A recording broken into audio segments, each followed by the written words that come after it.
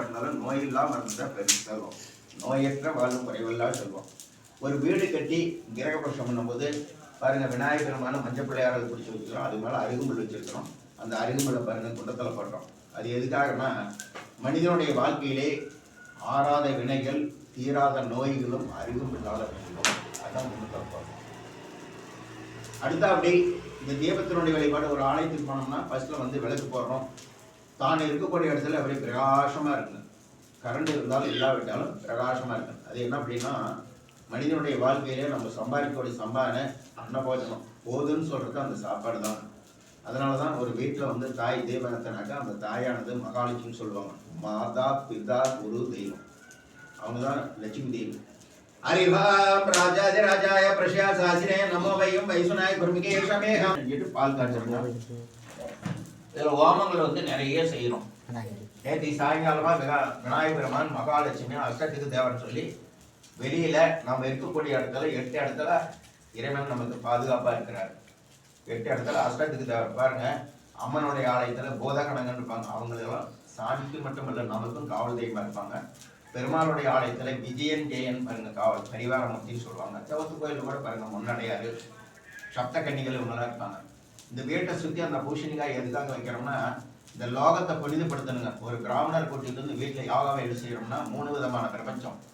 லோக சுத்தி, ஆத்ம சுத்தி, சரீர சுத்தி. லோகம்னா நம்ம இருக்கிற இடம் தூய்மையா இருக்கணும். நம்ம உடம்புல வந்து தூய்மையா இருக்கணும். அந்த உடம்பை பாதுகாக்கிறது ஆடை. அரிஹாம் சகேஷாய நமக வகரம். அதில் அத்தர், பன்னீர், ஜவ்வாது, பசுவில் இருந்து வரக்கூடியது கோமியம். இந்த பசு கோமியத்தில் என்ன மகிமைன்னு கேட்டீங்கன்னாக்கா பசுவில் வந்து 5 விதமான லட்சுமி தேவி காமதேனுன்னு சொல்லுவாங்க. பால், தயிர், வெண்ணெய், கோஷானம், பஞ்சகவியம்னு சொல்லுவாங்க. இந்த மாதிரி 5 விதமான பஞ்சகவியம் அந்த கோமியத்தையும் சேர்த்து அந்த பஞ்சகவியத்தை புனிதப்படுத்துறதுக்காக சம்ஸ்கிருதத்தோடு சொல்லக்கூடிய மந்திரத்தை அப்படின்னா தேங்காயை மாயை வச்சு அதில் தேங்காய் வச்சிருக்கணும். அது வந்து புனிதமாகுது. அரிஹாம் சப்தகோடி.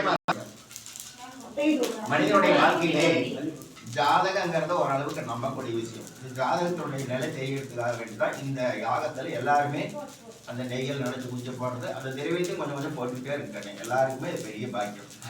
அரிஹாம் பார்வதி வரவேல் சகல சரண தியானம் பண்ணிக்கணும். உங்களுக்கு இஷ்டமான தேவதைகளை தியானம் பண்ணிக்கணும். மகாகணபதி கற்பூர நீராஞ்சலி ஆத்மா பிரஞ்சம ஆதி தேவதர் திலம சாந்தாகாரம் திரேந்தகம் பத்மநாபம் ரிஷிகேஷம் தாமோதரை நம கற்பூர நீராஞ்சலியே ஃபர்ஸ்ட்ல வெள்ளை நேரு பொங்கல் பிரசாதம் எல்லாருக்கும் அப்படியே கையில கொடுத்துருவாங்க. இல்லைன்னா கண்ணி கூட வாங்கிட்டு சாப்பிடுங்க.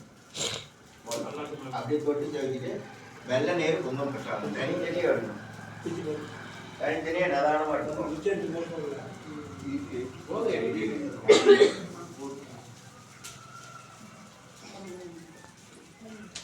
தாமரத்தலம் தெரியுமில்ல